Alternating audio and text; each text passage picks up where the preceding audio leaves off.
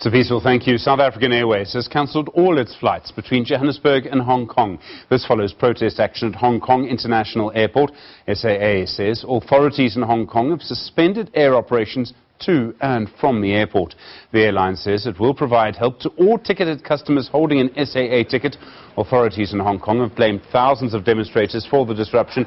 The protests began 10 weeks ago after a bill allowing the extradition of suspects to China and other grievances.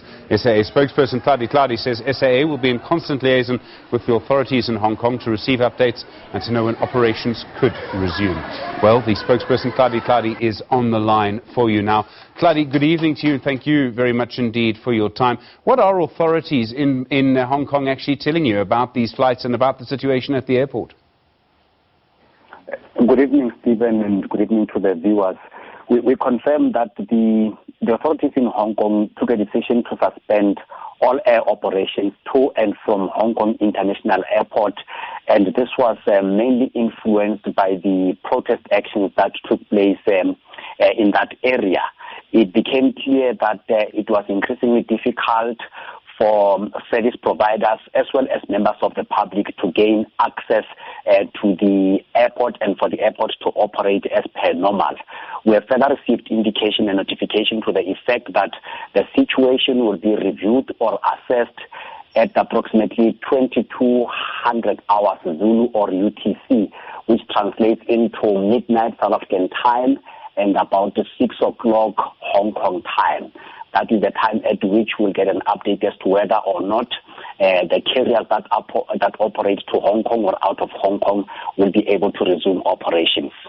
Okay, this is obviously a difficult situation for you. Your advice for people who are planning to travel to Hong Kong tonight, presumably they need to stay home. Will you contact them or must they call you? Look, it is something that we think that it can be handled both ways, by the airline as well as members of the public or the travelers concerned, obviously including the partnership that we form with partners like yourselves, members of the media, where we disseminate information.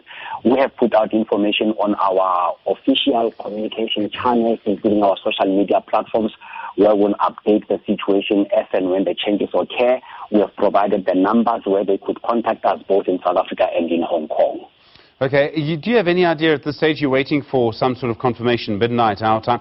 What happens, Claudia, if a bit of a backlog builds up? If you can't do flights for, say, 2 days, are you able to then accommodate people later in the week, even though those flights might already be quite close to full? The effect of this particular decision that has been taken is going to impact both the passengers, that is the travelers, our customers, as well as the airline. You know, for customers and passengers in the form of an inconvenience in that they're not able to travel, we will have a responsibility to ensure that we are able to re-accommodate our passengers, and we are following processes and procedures that are part of the industry norm in terms of re-accommodating them. But that is what we could do at the moment. We are doing everything possible to assist passengers, including those who have to travel beyond the points in South Africa as well as the points in Hong Kong, where we are in liaison with other carriers that will be able to operate and to carry our passengers beyond those points. Okay, it's a difficult situation for you to deal with. It's not your fault that this is happening in Hong Kong at the moment. What happens to people who might be stuck in Hong Kong or Johannesburg with no accommodation? Do you help them there? Is there a sort of industry standard that you follow in a case like this? Again, we follow the industry practice. As you may be aware that there are conditions of carriage that are attached to any transaction that passengers or travelers may transact with the airlines.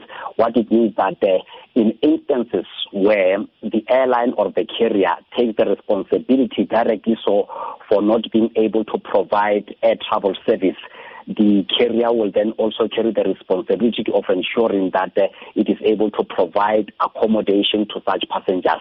However, in circumstances where it is not the airline's direct responsibility, whilst we do everything possible to minimize the impact on our passengers, the primary responsibility lies with the passengers.